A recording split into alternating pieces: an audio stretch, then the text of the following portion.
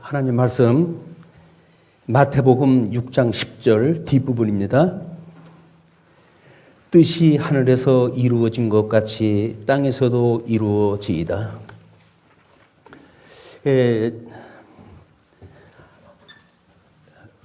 보통 신학에 대한 방법적으로 하나님은 창세전에 만사 만물을 작정하셨고 계획을 갖다 하셨던 뜻이 있어요. 그걸 뭐 우리가 이제 흔히 로고스니 뭐 말씀이니 이렇게 설명을 갖다 하는데, 이 뜻이 지금 하늘에서 이루어졌다고 그러잖아요.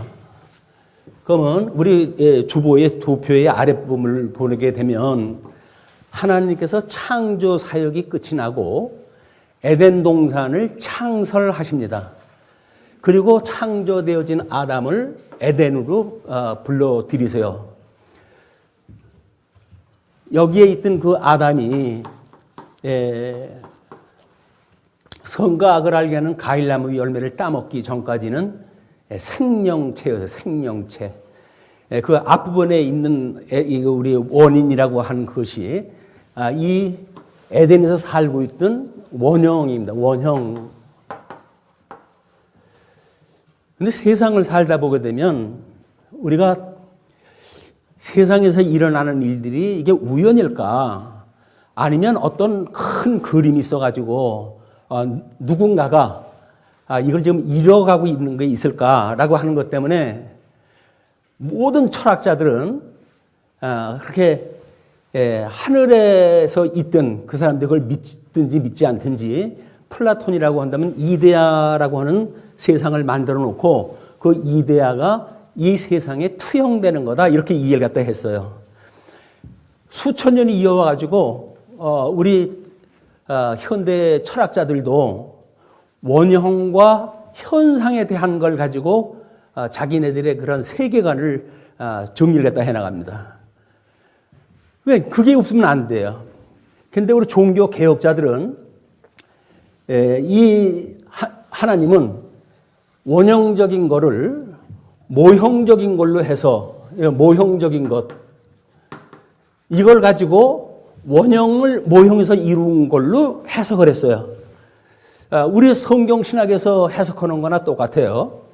그런데 이 모형이라고 하는 그거는 이제 우리 장차 이제 예수님이 오셔가지고 이루시는 건데, 우리 아담 이후의 모형은 타락되어져 있는 아담으로부터 시작이 돼요. 그렇기 때문에 여기는 하나님과 교통할 수가 없어요. 하나님과 교통할 수가 없고, 전혀 하나님과 원수되어졌다, 이렇게 표현을 했다 하니까. 그런데 이 모형은 실체에 대한 예표입니다. 예표. 예표라고 하는 건 미리 내다보고 있다는 거예요. 그 예수님이 이루는 걸 우리가 실체라고 이렇게 이야기를 해요. 그래서 아담이 에덴 동산에 있었던 거를 창세기 12장서부터 말라기서까지는 전부 이 모형적인 거에 대한 역사예요. 이스라엘이라고 하는 나라. 그럼 이스라엘이라고 하는 나라의 이 모든 것들, 이 현상에 대한 일은 결국 아담에게 주어졌던 원형의 역사가 이루어지는 걸로 이해를 한 거예요. 그렇게 하면 그림이 그려지죠? 우리 아버지의 뜻이 원형적으로 아담에게 했던 대로 선과 악을 알게 하는 과일 열매를 따먹으면 죽는다라고 이야기했던 것이 우리가 행위 언약이라고 이렇게 이야기해요. 행위 언약. 그리고 이거 불순종을 했대요. 행위 언약으로 인해 가지고 불순종이 됐어요. 그럴 때 하나님께서는 아담에게 뱀의 후손이 여자의 후손의 발꿈치를 상하게 할 것이고, 여자의 후손은 뱀의 후손의 머리를 상하게 할 것을 약속을 했다 하셔요.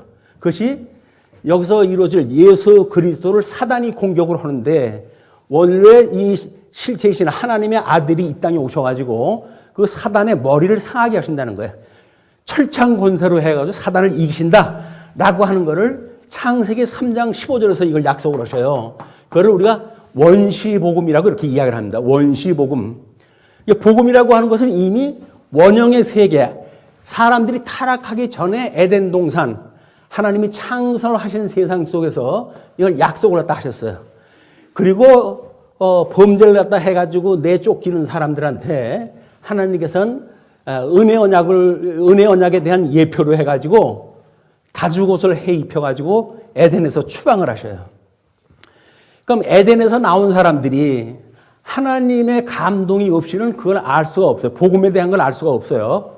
그러나 하나님께서 그들에게 은혜를 주시게 되면 그 아담 타락했던 그 인생들은 자기네가 죄인이라고 하는 걸 깨닫고 하나님 앞에 은혜를 구하고 약속되어졌던 이 은혜를 끊임없이 구하는 거예요. 그것이 우리 예수님 오시기 전까지 모든 유대인들의 기도 내용이었어요. 우리를 죄에서 구원을 갖다 하소서. 예수님이 오셨을 땐 로마 제국이 장악을 하고 있을 때입니다.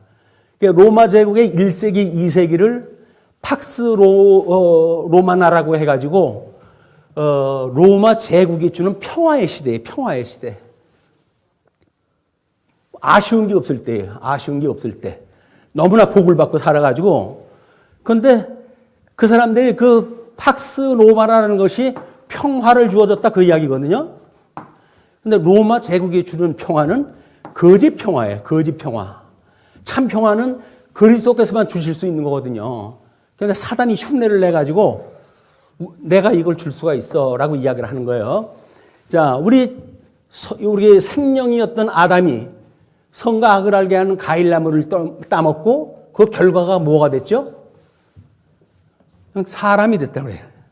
육체가 되어졌다. 육체가 되어졌다. 그 이야기가 육체로 살아가는 그곳이 에덴에서 추방되어진 인간들이 살아가는 세계예요. 그러나 하나님께서 이거를 이스라엘이라고 하는 역사를 모형적으로 선택을 했다 하셔가지고 이 에덴 동산에 약속했던 것을 구체적으로 실현을 갖다 해가는 겁니다. 그렇기 때문에 아담에게 주어졌던 복과 나라가 여기에 이스라엘이라고 하는 나라에서도 복과 나라의 형식으로 설명이 되어져요. 이게 똑같은 거예요. 이것이 예표이기 때문에 이 예표는 복음하고 반대의 성격이 아니에요. 왜? 이게 예표가 되려면 성질이 같아야지. 이게 만약에 다르다고 그러면 우리 오전에도 이야기를 했지만 율법의 이 구약 성경이 율법과 선지와 모든 시가서를 통틀어 가지고 이제 구약 성경이라고 그렇게 이야기하는데 구약 성경을 통해 가지고 보여줬던 그런 것이 예수님한테 와 가지고 역설적으로 반대가 되어지는 게 아니에요. 예표로 보여줬기 때문에 이것이 그냥 여기서 성취가 되어지는 거예요. 그걸 우리는 언약 성취 섭리사다 이렇게 이야기를 하죠. 언약되어진 대로 이루어진다 이렇게 보는 거예요. 그래서 아담이 타락했다고 해가지고 하나님께서 이스라엘 백성들 2000년 동안 아무것도 안 알려주고 그냥 예수님이 오신 게 아니에요. 이스라엘 역사라고 하는 2000년의 역사를 통해가지고 여기 에덴에서 이루어질 원형적인 것들을 구체적으로 설명을 하다 해줬어요. 오전에도 이야기를 했지만 왜 예표로 보여줬는데 구약 성경을 읽으면서 메시아를 이들이 못 알아봤는가? 왜 성경대로 알지 못했는가? 이것이 하나님의 은익사상이라고 했잖아요. 하나님의 복음을 가려놓고 믿는 자들에게만 은혜로 이걸 갖다 깨닫게 하시는 일이에요. 그렇기 때문에 이 사람들이 아직도 이제 오실 예수님을 기다리는 사람들인데 메시아를. 그렇기 때문에 그들은 은혜를 입지 못한 사람들이에요. 그 율법이라고 하는 구약 성경 2000년 동안 모든 말씀과 역사 섭리를 통해서 하나님의 은혜를 갖고 살아갔던 사람인데도 불구하고 그들은 이 실체적인 복음을 알지 못하는 불쌍한 그 나라인 거예요. 거짓 나라예요. 그런데 유대인들은 그게 하나님 나라로 생각이 드니까 여전히 자기네들이 성경대로 믿는다고 이야기를 하는 겁니다. 그런데 어떤 성경대로 믿는가가 이게 중요한 거예요. 우리는 뭐 다 말씀대로 뭐 이렇게 이야기를 하는데, 그 뭐 언젠가도 말씀을 드렸지만, 교회를 힘들게 하는 거는 말씀을 가진 자들에 의해서 만들어지는 일들이에요. 말씀이 없는 평상적인 성도들, 그 사람들은 그렇게 나쁜 짓을 못 해요. 왜? 아는 게 있어야 죄를 짓죠. 그러니까 이 말씀을 가지고 자기의 유익을 삼고, 말씀을 가지고 자기 어떤 지위를 확보하고 이게 전부 말씀을 가진 자들의 횡포예요. 그래서 목사를 경계해야 돼요. 강대상에서 선포되어지는 말씀이 적어도 우리가 이 이제 그래도 인격자로 만난 사람들 아닙니까? 그러면 사실이 그런가 해서 그걸 자꾸 확인을 갖다 해야 돼. 앞에 말하고 뒤에 말하고 모순이 되어지게 되면 자꾸 질문을 갖다 해야 돼요. 왜 먼저는 이렇게 이야기하더니 이런 이야기를 하느냐라고 하는 것이 나와야 되는데 앞에서 이 얘기를 갖다 했고 뒤에서 이 이야기를 했는데도 분별이 안 돼. 왜? 그때 그냥 생각 없이 들었으니까. 부분 논리를 말할 적엔 틀린 얘기가 없어요. 거짓말도 다 사실처럼 돼요. 논리대로 설명이 되어지니까. 그런데 그거를 윗단계로 올라가 가지고 전체를 조명을 하게 되면 모순이 발견이 되어집니다. 이제 금년에 그래도 장로님이 우리 필사 노트까지 주시면서 성경을 기록하라고 그러셨으니까 성경을 기록을 하시면서 차근차근히 정말 사실이 그런가라고 하는 걸 확인을 갖다 하셔야 돼요. 안 하면 그냥 남의 이야기 듣고 남이 말하는 대로 살아갈 수밖에 없어요. 그러나 성령의 감동을 받고 성령께서 우리 깨닫게 하시는 그런 성경의 내용인가가 이 모든 사람들이 추구했던 도대체 이 현상적으로 일어나는 일들이 어디로부터 시작이 되어진 거냐. 이게 원형적인 복음으로부터 시작이 되어진 거예요. 원형적인 하나님의 섭리가 타락되어진 인간들 아브라함을 불러가지고 복과 나라를 약속을 갖다 하시면서 2000년 역사가 이제 이루어져 갑니다. 이걸 원형과 모형이라고 하는 두 가지 형식으로 모형적으로 일어나는 이스라엘 역사가 도대체 이게 어디로부터 시작이 돼가지고 어떻게 생긴 거냐라고 하는 걸 타락 전에 아담에게 주어졌던 원형적인 언약이 지금 여기서 보여지고 있는 거다. 그러면 자기네들이 살아가면서 이 원형적인 걸 자꾸 비춰봐야 될 거 아니겠어요? 자꾸 비춰봐야 되는데 이 부분 논리에 빠져가지고 민족주의나 뭐 이런 걸 추구하고 살아가게 되면 원형적인 거 상관없이 여기에 논리대로 살아가게 돼요. 어떤 세계관을 우리가 가지고 살아가느냐라고 했을 때 이 내재되어져 있는 이 세계와 이걸 초월한 세계 이 두 개를 다 가지고 생각을 갖다 해야 되는 것이 신사적인 성도들의 인식 체계예요. 이렇게 내재되어진 거가 다라고 한다면 이 내재적인 목적은 뭐예요? 잘 먹고 잘 사는 데 있는 거거든요. 그런데 초월된 우리들의 목적은 하나님을 영화롭게 하고 그분만으로 즐거워하는 거예요. 그분으로 인해 가지고 우리가 이 타락된 데로부터 예수님의 은혜를 짓고 우리가 구원을 받았다. 라고는 초월되어진 신앙의 감각을 가지고 살아야 이 세상에서 일어나고 있는 모든 고민거리가 해석이 되어지는 겁니다. 왜? 이건 이미 하늘에서 이루어진 거예요. 원형적으로 이루어졌어요. 이거 과거사로 쓰잖아요. 하늘에서 이루어진 것 같이 땅에서도 이루어지다라고 이야기를 했으니까 원형적인 것이 모형적으로 이루어질 때 이것이 예수님한테 와가지고 실체적으로 이루어진데도 불구하고 예수님이 이 땅에서 지상사역을 하시죠. 그리고 이제 천상사역을 하시기 위해서 승천을 다 하시는데 이 구약 성경을 우리가 옛 언약이라고 이렇게 이야기합니다. 옛 언약. 그 옛 언약을 줄이게 되면 구약이에요. 구약. 그 다음에 예수님이 오셨을 때 새 언약을 주신다고 그랬어요. 내가 너에게 새 언약을 주시겠다. 그리고 이거 신약이에요. 신약. 그러면 구약 성경과 신약 성경은 예표로 해가지고 보여주는 거라고 그렇게 이야기를 했어요. 모형적으로 그림자적으로 보여주는데 다만 예표적이다. 미리 내다보는 표식으로 주신 거란 말이에요. 그러니까 복음의 원리가 율법의 원리고 복음의 원리고 다르다고 우리가 자꾸 이제 생각을 하게 되는데 다를 수가 없어요. 왜? 율법도 정죄의 기능이 있고 사죄의 기능이 있거든요. 그런데 예수님이 전하는 이 복음도 믿는 자에게는 구원의 빈거가 되지만 믿지 않는 자에게는 멸망의 근거가 돼버리는 거예요. 그게. 구약 혹신하고 다를 게 없어요. 똑같아. 우리 찬송을 갖다 부르실 때 사랑에 대한 걸 부르시는데 사랑하자 부녀들아 사랑하자 요한 2서 1장 5절 6절의 그 이야기예요. 사랑하는 부녀들아 부녀야 사랑하자. 내가 너한테 새 언약을 주는 게 아니라 새 계명 이제 여기서는 새 계명이라고 나오는데 이 새 계명을 주는 게 아니라 옛날서부터 있었던 이 계명을 너에게 이야기하는 거야 라고 이야기를 하는 거예요. 그러니까 구약 성경도 전부 사랑의 이야기, 사랑의 이야기. 왜? 율법의 강령이 뭐예요? 위로는 하나님을 사랑하고 이웃을 내 몸과 같이 사랑하는 것. 이것이 율법과 선지의 대강령이라고 해서 강령. 그냥 구약 성경 읽어도 우리가 거기서 복음을 찾아낼 수가 있어야 돼. 그걸 지혜로운 자라고 이야기를 하는 거예요. 하나님께서는 이 말씀을 지혜로운 자에게만 열어주셔요. 밀어내가지고 이거를 어떤 정죄 쪽으로만 생각을 하게 되면 우리는 여기서 이스라엘 백성들은 2000년 동안 은혜 입은 걸 우리는 까맣게 잊어버리고 살거든요. 여기서 우리가 어떻게 하나님께서 원형적인 걸 모형적으로 보여주는가. 이거를 우리 예수님이 오셔가지고 실체적으로 이루시게 되어지는데 이 구약의 성경, 이때의 구원의 방법은 뭐였어요? 제사의 방법이에요. 제사.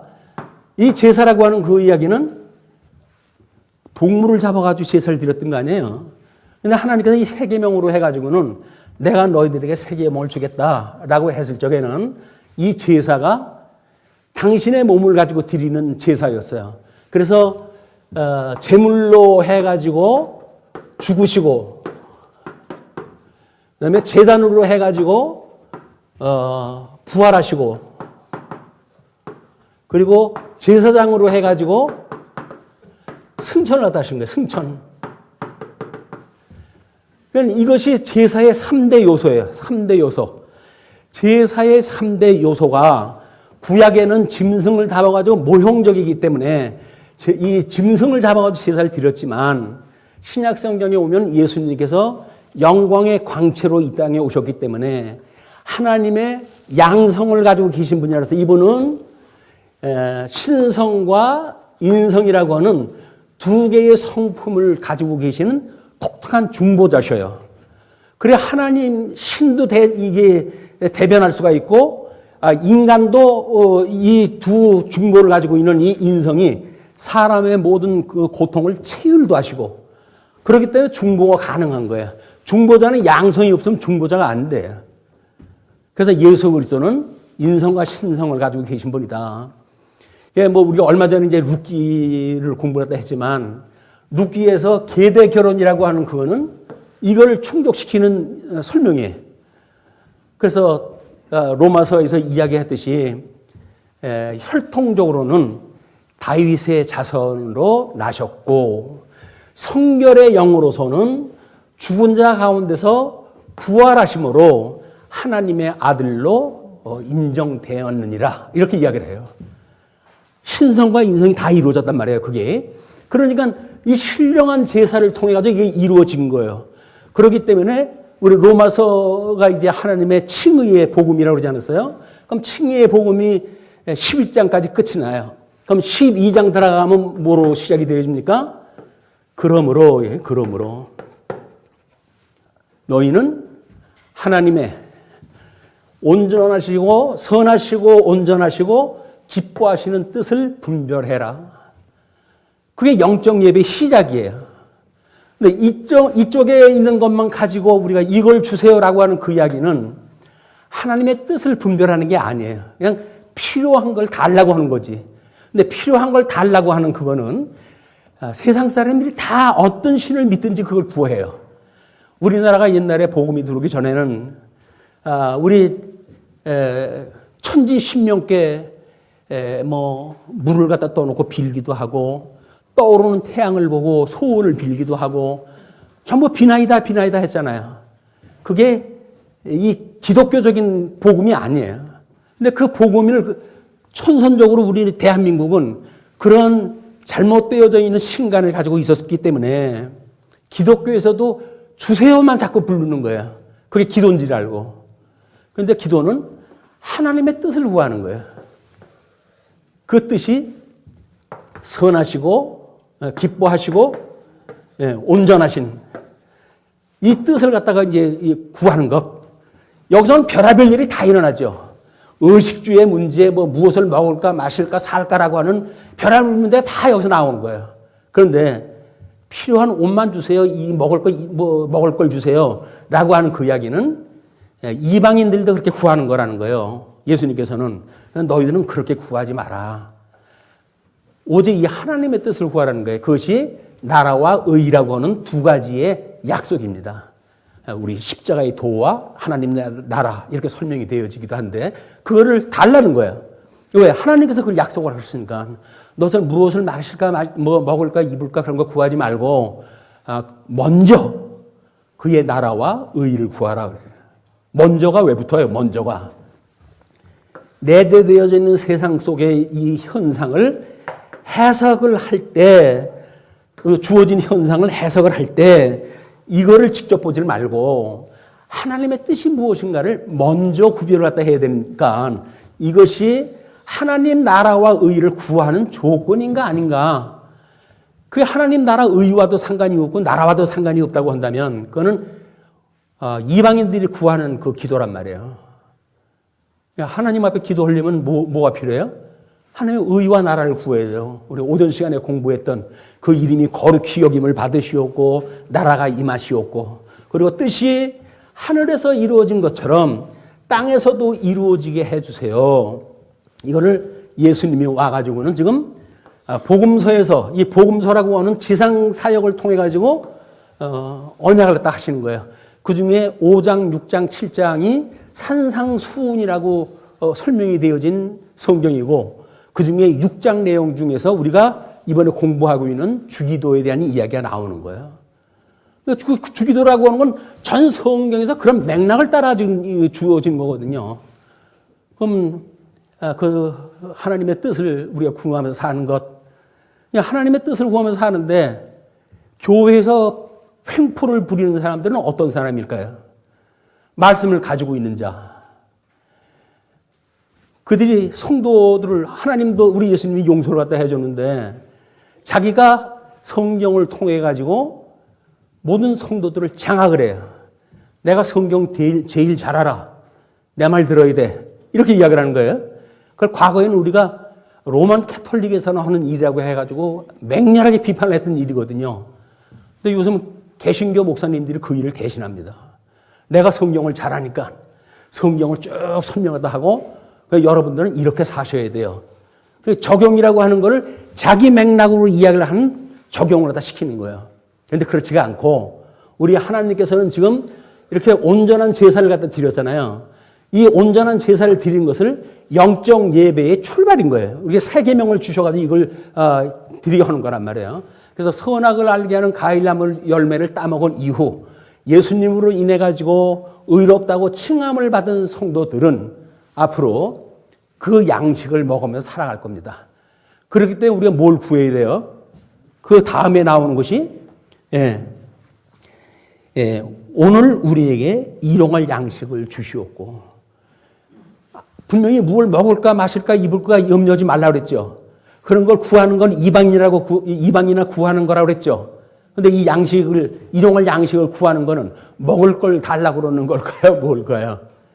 신령한 세계 거, 신령한 생명의 세계의 그 말씀을 달라는 이야기예요. 세상에 필요한 거, 내재되어져 있는 세상의 걸 가지고 여기서는 하나님께 창조하실 모든 상대적으로 창조했다고 하셨어요. 그래서 여자와 남자를 상대적으로 나눠 놓으시고 부유한 자, 가난한 자, 귀한 자, 천한 자, 강한 자, 약한 자 전부 상대적으로 만들어 놓으신 거예요. 그리고 하나님께서 그거를 온전히 이제 이루어 가실 거예요. 어떤 정신으로? 복음의 화합의 정신으로. 그게 연보의 원리인 거예요.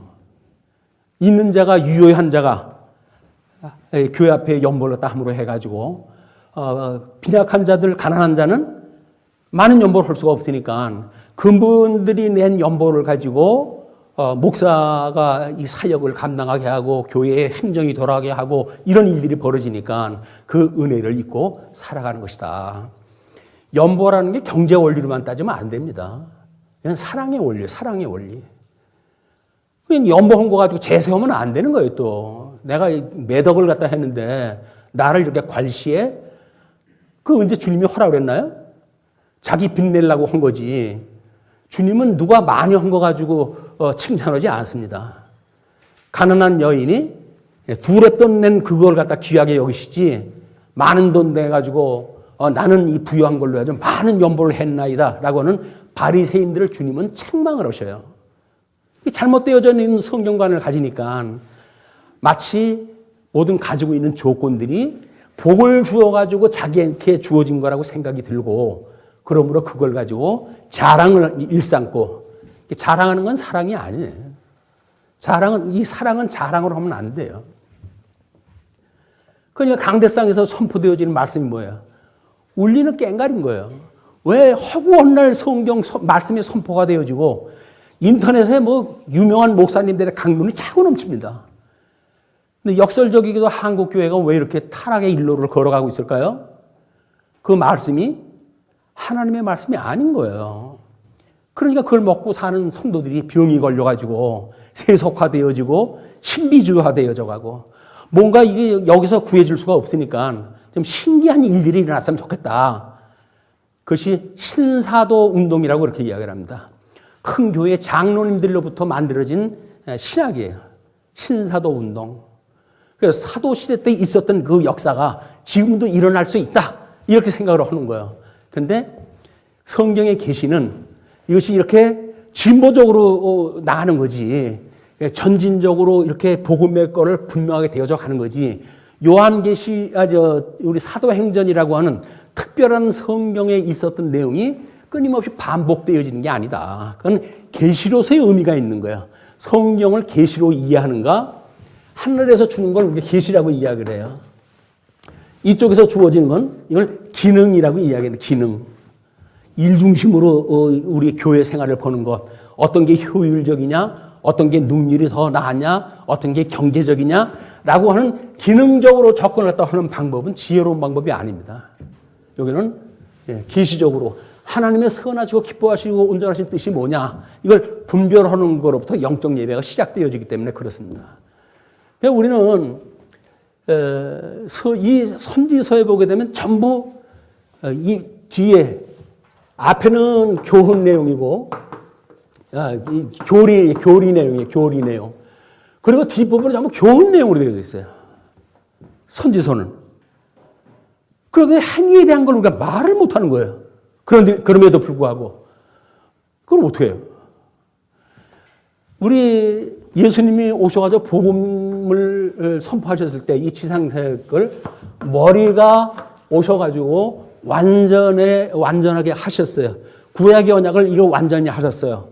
그리고 승천을 하셔가지고는 당신의 몸을 온전케 해가는 거예요. 온전케.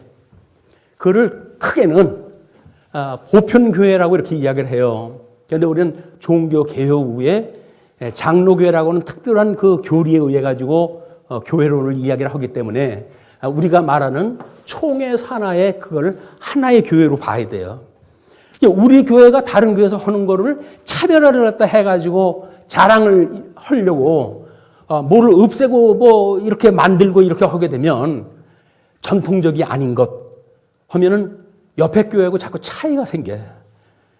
차이가 생기는 것이 우리가 연보의 원리에 의해서 복음을 전해주고 또는 복음을 가르치고 라고 하는 기회가 아니라 너희는 어떻게 수준이 그 정도밖에 안 되니? 이렇게 해가지고 뭔가 비하를 시키고 자기를 높이고 이런 일이라고 한다면 교회 안에서 복음이 작동되는 게 아닙니다. 지극히 연약한 자를 오히려 돌아보는 것이 사랑의 원리 아니에요. 그런데 가진 거 가지고 행세하고 있는 권력 가지고 행세하고 있는 힘 가지고 행세하고 그것이 소위 여기서 일어나고 있는 영이 죽어져 있는 사람을 짐승과 같다고 이야기를 하죠. 짐승 권세라고 이렇게 이야기해요. 짐승 권세. 짐승 권세는 원리가 정글의 법칙이 작동이 돼요. 강한 자가 약한 자 잡아먹고 사는 데예요. 이게 세상이에요. 근데 교회는 그렇지 않잖아요. 큰 자가 작은 자를 섬기는 데라고 그러잖아요. 과연 큰 자가 작은 자를 섬기는가? 아니면 여전히 짐승 세계처럼 뭔가 완장인 줄 알고 잘못 우리들에게 주어진 직임을 오해하고 있지는 않는가. 이런 것들이 끊임없이 이 말씀을 통해 가지고 분별이 돼야 됩니다. 이 말씀을 위해서 분별하는 그런 그 이야기이기 때문에 지금 오늘 우리에게 일용할 양식을 주시옵고 우리가 우리에게 죄 지은 자를 사하여 준 것 같이 똑같이 비유가 나와요. 위에서 이미 용서를 갖다 해줬어요. 그렇게 사하여 준 것 같이 우리 죄를 사하여 주시옵소서. 우리가 알고 있는 교리 중에서 잘못 오해되어져 있는 것이 회개에 대한 이야기입니다. 회개. 종교 개혁자들은 그 회개를 예수님을 믿고 우리 밑에 도면에 보게 되면 거기에 그 위에 초록색의 노랑 바탕으로 해가지고 구원의 서정을 써놨거든요. 거기에 하나님 앞에 예수님을 믿는 사람들이 믿음으로 구원을 갖다가 얻고 의롭다고 칭함을 받고 양자가 되어져요. 그러니까 하나님의 아들이 되어졌다 그 이야기예요. 하나님의 아들이 되어질 때 우리가 원천적으로 회개를 갖다 했으므로 이제는 회개가 필요 없다. 이렇게 설명하는 방식이 있어요. 지금 이루어지는 건 자복일 뿐이다. 이렇게 이야기를 하는데 종교 개혁자들 대서열이 문답에서 뭐라고 그러냐면 생명에 이르는 회개라고 그렇게 설명을 해요. 생명이라고 하는 건 영원한 거예요. 살아있는 동안은 육신을 입고 있는 동안은 끊임없이 육체의 소욕을 향했던 마음을 말씀이 들을 때마다 이렇게 하나님을 바라보고 우리 교종을 바꾸다 싶은 것이 성화의 과정이에요. 그 성화의 과정이 얼마나 소중한지 그걸 모르게 되면 우리는 이제 난 다 구원받았기 때문에 그런 거 필요도 없고 문제될 게 없어 라고 해가지고 따놓은 생각을 했다 하는 당연병에 걸린 거예요. 당연병. 지금 우리가 은혜를 입는 거는 당연히 주어지는 게 아니에요. 여전히 이게 하나님의 은혜로 주어지는 거거든요. 근데 은혜면은 우리가 애기들한테 이웃이 어른이 용돈을 갖다 줬어요. 그러면 아이가 쭈뼛쭈뼛 섭니다. 이걸 받아도 되나 안 받아도 되나. 그럼 뭐라 그러죠? 어른들이 고맙습니다 하고 받아. 이렇게 이야기를 해요. 하나님의 은혜를 주시면 고맙습니다 하고 받는 거예요. 은혜는 받는 거예요. 그 은혜를 받았으면 그 은혜가 우리한테 복을 준다고 해요. 복음을 통해 가지고. 복음은 누리는 거예요. 우리가 이 말씀은 받고 그 다음에 삶은 누려야 되는 거예요. 모든 논리는 이것이 이 진리라고 하는 그 체계는 이론 부분과 실체 부분이 같아야 돼요. 그래서 우리 아침에 이야기했을 때 이론 부분이 문자적인 해석, 역사적인 해석, 그 다음에 의미적 해석, 그걸 통해 가지고 이론을 배웠다고 한다면, 배울 학자들이 이걸 배웠다고 한다면, 그 다음에 이것이 실질적인 삶 속에서 익혀져야 돼요. 끊임없이 익혀져야 돼요. 익힌 공부라고 그랬어요. 그래서 우리가 성경 공부하게 되면 배운 공부와 익힌 공부 두 개가 있어야 돼요. 성경을 그냥 이론적으로 공부하는 거는 배운 공부예요. 근데 삶 속에서 정말 이렇게 이루어지는가를 체험적으로 우리가 임마누엘 하나님을 체험하면서 우리의 삶 속에서 이걸 익혀가는 일이 있다고 한다면 이게 진정한 진리를 아는 사람들의 논리책인 거예요. 세계관. 근데 일용할 양식을 달라고 하고 필요하니까 달라고 그러죠. 지금 대한민국이 당군 이래의 최대의 복을 누리고 산다는 거 아닙니까? 이렇게 부유하게 살 데가 없었대요. 근데 우리 어렵고 힘들고 산업할 때는 없는 사람들이 서울로 올라오면서 달동네에서 교회를 찾아가고 복 준다고 그러니까 그래가지고 신앙생활이 시작되어졌는데 이제 한 몇십 년 지나갔어요. 다 산업화의 결과로 해가지고 넉넉하게 삶을 살아가게 됩니다. 더 이상 교회를 찾을 이유가 없어요. 왜? 먹을 복 준다고 하던 데가 이미 안 다니는 사람들이 더 많은 복을 받고 사니까. 교리라고 하는 거를 이런 내재되어져 있는 수준으로 떨어뜨려 버리게 되면 환경이 바뀌어졌을 때 말씀의 영향력이 없게 되어지는 겁니다. 초월되어진다고 하는 건 현상에 치우치면 안 돼요. 그러니까 현상적인 거에 우리가 치우치게 되면 초월적인 세계를 볼 수가 없어요. 그러나 초월적인 세계를 보게 되면 우리는 내재적인 세계를 헤아릴 수가 있어요. 이것이 하나님께서 무슨 사역을 또 해가시기 위해서 이렇게 하시는가라는 걸 볼 수가 있기 때문에 이걸 연역적이라고 그렇게 이야기를 하는 겁니다. 연역적. 하나님의 지혜로 세상을 내려다보면서 해석하는 것. 그게 영적 예배의 출발이에요. 그 영적 예배의 출발을 하게 되면 아까 그 말씀을 가진 자들이 여기서 횡포가 한다고 그랬지 않았어요. 근데 성경에서는 그럴 줄 알았어요. 그래가지고 믿음의 분량만큼 생각하래요. 성경이 그렇게 기록이 되어져 있기 때문에 그렇게 살아야지 이러는 것이 아니라 성경에서는 이렇게 말했지만 저에게서 하나님께 주신 믿음은 이거밖에 안 되네요.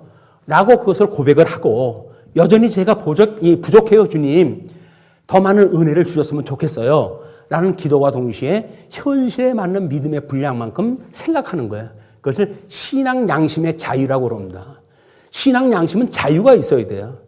교회 와가지고 어떤 조직의 힘으로 행정의 힘으로 하기 싫은 걸 억지로 하게 만든다든지 이렇게 되면 그거는 양심의 자유가 아니에요. 억압받는 거예요. 억압받는 것. 그런데 예수님 오시면 우리를 자유롭게 한다면요. 그분이 오셔서 우리를 진정 자유롭게 하신다는데 왜 우리는 자유를 누리지 못하고 점점 더 속박 속으로 들어가는가라는 건 반복음적 현상인 거예요. 복음을 깨닫게 되면 진정 자유롭게 합니다. 신앙생활이 아주 자유로워요. 기쁘고 즐거운 마음으로 해요. 그래서 그 아래편 도면에 보시게 되면 그 위에 두 가지를 써드렸어요. 목적은 하나님의 영광 선포고 인간에게는 하나님의 영광을 찬양하는 그런 방법인 거예요. 그래놓고 탁자는 기쁨과 감사의 찬양을 하고 불택자는 공포와 고통으로 찬양을 하는 것이다. 다 찬양을 해요. 근데 그 찬양이 신음으로 들리는가 아니면 기쁜 노래로 들리는가 하나님께서는 그렇게 구별해가지고 받으시는 거예요. 예배를. 하나님의 절대 주권이 AI 시대에 지금 로봇을 만들어가지고 로봇가 입력만 시켜놓으면 자기가 뭐 행세로고 다뤄다니잖아요. 자동차가 막 다니고 그러잖아요. 혼자. 그런데 인간도 할 수 있는 그것이 쉬울까요? 아니면 인간을 만들어 놓고 거기에다가 하나님께서 의지를 심어주시고 그리고 네 마음대로 해 라고 하면서 당신의 뜻을 이루어가는 게 힘들까요? 자유의지가 없다고 그러는 거는 이론 설명을 쉽게 하려고 하는 방법이에요. 그렇지 않습니다. 하나님은 절대자세요. 하나님은 세상을 만드신 분인데 그분께서 인간을 만들었을 때 우리의 모양과 형상을 따라 사람을 만들자. 그리고 아담을 지으셨어요. 그래서 우리들의 인격은 그것이 인격의 3대 요소가 있어요. 뭐예요? 지, 정, 의. 그런데 인격의 3대 요소 중에 의지만 없을 수가 있나요? 그런 인간이 존재가 가능한가요? 그리고 철학적 방법으로 접근하면 안 돼요. 이 의지 문제는. 철저하게 새롭게 생명이 되어진 하나님 앞에 신기한 능력을 받은 사람들이 어떻게 살아갈 수 있는가. 그것이 우애의 그림입니다. 주보에. 베드로 후서 1장 1절로 12절까지 그 내용인데 성경 본문을 그냥 읽으면 그냥 읽고 지나가기 쉬워요. 그리고 도식화를 갖다 하게 되면 어떤 의미가 좀 분명해질 것 같아가지고 도형화를 갖다 해가지고 소개를 갖다 하는 거예요. 하나님은 원래 영광의 광채로 오셨고 덕을 가지고 계신 분이에요. 이번에 오신 분이에요. 그래서 그리스도가 와가지고 당신 마음대로 뭘 했다든지 그렇게 해가지고 우리가 그분을 배워가는 성도들도 내 멋대로 살아가는 것이 하나님 예수님 형상을 닮아가는 거야 라고 하면 성경대로 믿는 게 아닙니다. 예수님은 오셔가지고 하나님 앞에 죽기까지 충성을 하신 분이 하나님이에요. 위로 하나님을 사랑할 때 그렇게 사랑을 하셨어요. 그리고 이웃을 내 몸과 같이 사랑하기 위해서 십자가에 못 박아 죽으신 분이에요. 그분의 사랑을 깨달았다고 한다면 우리는 그분의 사랑을 본받아서 사랑을 할 거예요. 근데 그 사랑이 구체적으로 뭔지를 모르겠어요. 고린도전서 13장에 뭐 사랑장이라고 해가지고 몇 가지 원리적인 게 소개가 되어지는데 그것도 뭐 믿음, 소망, 사랑이 있는 중에 제일은 사랑이라고 그러니까 믿음, 소망과 같이 아울려서 해석되지 않으면 오해가 되어지는 거예요. 그게 사랑이라고 우리는 오해가 되어져요. 이 사랑이라고 하는 그거는 하나님의 특수한 속성입니다. 속성, 자비성. 그래서 예수님이 인간의 모습으로 이 땅에 오셨을 때 영광의 광채로 오셨다는 이야기는 영광의 본체이신 아버지께로부터 보냄을 받았기 때문에 그런 거예요. 그래서 그런 영광의 광채로 이 땅에 오셨을 때 덕을 가지고 오신 거예요. 덕, 온전한 사람. 예수님은 죄가 없으신 분이에요. 한때 죄가 있다고 그렇게 이야기를 하고 그랬는데 성경에서 예수님은 죄가 없다고 이야기를 합니다. 왜? 흠 있는 재물은 하나님께서 안 받으셔요. 그러니까 흠 없는 재물을 하나님께 일부러 보내셨는데 우리 생각에 맞게끔 예수님도 사람의 모양으로 왔으니까 죄인이지라는 해석은 잘못되어진 해석이다. 성경은 분명히 말하기를 예수님은 인간의 모습을 입고 이 땅에 오셨지만 죄는 없으시다. 이렇게 설명이 됐어요.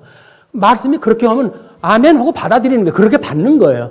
거기다 우리 생각을 집어넣어가지고 앞에 이야기했던 논리를 맞춰나가기 위해 해가지고 이리 틀고 저리 틀고 해가지고 이상한 이야기 하면 성도들은 이게 어떤 말이 많은지 분별이 안 돼요.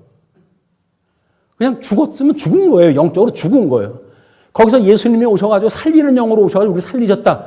그럼 우리가 새 생명을 얻고 산 거예요. 그럼 그게 우리 주체의 인간론을 이야기할 때 이게 우리 과거에 배웠던 인간론에 대한 설명이에요. 인간론. 신론 이야기하고 성경론 이야기하고 신론 이야기하고 그다음에 인간론 이야기하고 그다음에 기독론 이야기하고 그리고 교회론 이야기하고 우리 성경적 기독교라고 하는데 5가지를 정리했다 해가지고 공부를 하다 하시지 않았어요. 그 내용이 모순이 되면 안 돼요. 5개 그 관리 어딘가에 가서 어떤 모순이 되면 안 되는 거예요. 모순이 되면 어딘가를 비틀어 놓은 거예요. 그러니까 모순이 만들어지죠. 그냥 복음대로 성경대로만 읽어나가면 그렇게 설명이 안 돼요. 다 순리적으로 물을 흘러가듯이 논리가 전개가 되어진다. 우리가 지금 그런 성경을 공부하고 계시다고 하는 것을 염두에 두시기 바랍니다. 어디서나 들을 수 있는 그런 내용들이 아니에요. 창세기로부터 요한계시록에 이르기까지 모순 없이 관통적으로 우리 성경을 이론론적으로 설명되어지는 방식이 지금 또 없어요. 근데 우리는 그 성경을 지금 배우고 있잖아요. 이 배우는 것이 우리 교회의 자랑이기도 하고 기쁨이기도 하고 보람이기도 하고 그러지 못한 사람들한테 이 복음을 전하고 싶은 마음들이 생겼으면 좋겠어요. 내가 너무 기쁘니까. 그 믿음과 덕을 가지고 계신 분이 그거로서 그걸 방법적으로 그 이야기예요. 거기서 생명과 경건을 주셨다. 우리가 새 생명을 주셨을 때 경건이라고 하는 삶의 열매를 우정 주신 거예요. 예수님의 형상을 닮아가게끔 하기 위해서 그걸 주신 거예요. 근데 그걸 우리는 우리가 윤리 종교가 아니라고 해가지고 그런 게 필요가 없다고 자꾸 이야기를 하게 되면 삶 속에서 실질적으로 익힌 공부가 일어나지는 않습니다. 주님께 주셨다고 그러잖아요, 이게. 그걸 주신 걸 이유까지 설명을 합니다. 거기서 우리 인간한테 주어졌을 때는 신성한 성품을 주어서 정욕을 이기게 하시기 위해서 그렇게 주셨다는 거예요. 이기게 하기 위해서. 그런 방법을 통해 가지고 결국 우리 주, 곧 구주 예수 그리스도의 이 영원한 그 나라에 들어감을 넉넉히 너희에게 주시니라. 예수님은 이 땅에 오셔가지고 회개하라 천국이 가까웠다고 해서 천국을 선포하셨어요. 그러니까 천국은 지금 지어져 가는 거예요. 고린도서에서 사도 바울이 이야기했듯이 너희가 지어져 가는 성전인 줄 모르느냐? 그 성전은 지금 지어져 가는 거예요. 그게 완성됐다고 생각을 하면 안 돼요. 지금 지어져 가는 거니까. 그래서 교회의 구원의 이제 우리 시간이 다 돼가니까 구원론적인 이런 문제를 이야기할 때 구원의 외적 방편을 이야기할 때 말씀, 성례, 기도 이 세 가지가 구원을 받는 외적 방편이에요. 우리가 구원을 받고자 싶은 사람들이 어떻게 되는가? 말씀을 상고하셔야죠. 그다음에 성례, 이게 세례와 성찬에 대한 이야기예요. 세례와 성찬의 기념, 주님께서는 이걸 주시면 뭐라고 그랬어요? 기념하라 그랬잖아요. 우리나라 4대 뭐 명절이 있고 또는 공휴일이 있고 그래요. 왜 그러면 공휴일을 만들어가지고 기념을 하는가? 잊지 말자는 거예요. 잊지 말자. 기념일을 준 거는 잊지 말자. 부부가 결혼식을 갖다 해가지고 결혼 기념일을 갖다 뭐 기억을 갖다 하고 그러잖아요. 꽃다발을 줬느냐 안 줬느냐가 문제가 아니라 여기서 그날이 기념을 하고 있는가. 예수님과 우리가 한 몸이 되어진 것처럼 부부의 연을 맺고 살아가게 되어진 그런 걸 우리가 생각하는가, 기념하는가, 이게 중요한 거거든요. 이 성례라고 하는 건 형식적인 거기 때문에 별로 필요 없다고 생각하는 거는 그렇게 건강한 방법이 아니에요. 왜? 우리는 성경을 잘 알아가지고 말씀만 가지고 충분한 모든 해석이 될 수 있을지 몰라요. 그러나 아직도 문맹률이 높거나 그런 그 교회에서는 이런 방식으로 소개하지 않으면 복음을 이해할 수가 없기 때문에 그런 거예요. 우리들보다 연약한 교회에 덕이 될 수 있는가 없는가? 우리 기준으로 해가지고 있어도 고만 없어도 고만이야. 우리는 그거 이상으로 말씀을 알고 있어. 라는 생각을 가지고 있다고 하면 우리는 우리보다 연약한 사람들 돌아보는 자세가 아니란 말이에요. 유효한 자가 약한 자를 돕는 게 이 연보의 원리라면요. 높은 자가 약한 자를 갖다 섬기는 게 우리 다스리는 자의 원리라면요. 그럼 당연히 우리는 연약한 교회를 위해 가지고 왜 믿음의 선배들이 이런 거를 이렇게 전통적으로 남겨놓았는가. 그걸 쉽게 지워버리지 말자. 지워버리는 건 언제든지 온전한 것이 오면 부분적으로 알고 우리가 하던 것들은 다 폐하게 된다고 그랬어요. 그러나 아직도 온전하게 이루어가는 때가 남았기 때문에 우리는 그런 걸 없애는 일에 앞장설 이유가 없다. 그냥 지키면 돼요. 지키면. 기념을 갖다 하면. 그리고 기도 우리 이제 공부를 하고 있지만 하나님의 뜻을 구하니까 그게 나라와 의가 구한다고 하니까 교회를 위해서 기도가 이걸로 돼야 되겠죠. 구원을 위해서 하는 기도가 이게 돼야 되겠죠. 예, 기도의 내용입니다. 자, 그리고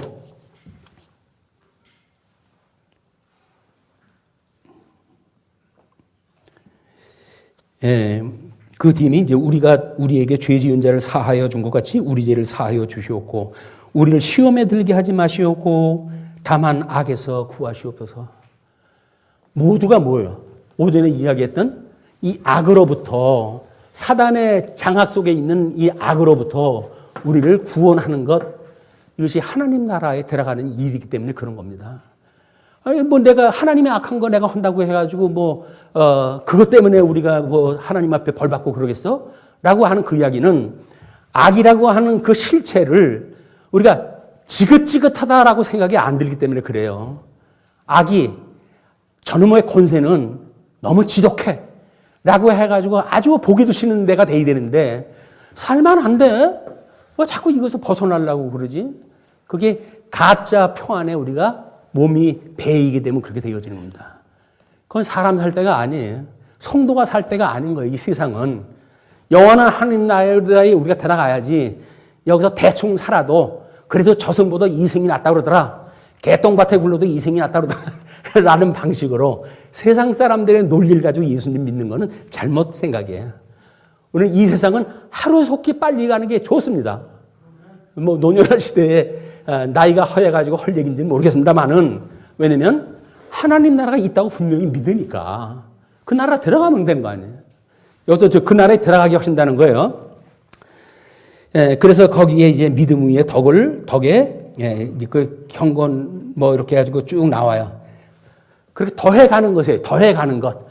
완성이 율법의 완성인데 그때까지는 자꾸 이 진전적으로 발전을 갖다 해가는 거예요. 그걸 성화라고 이야기를 한다.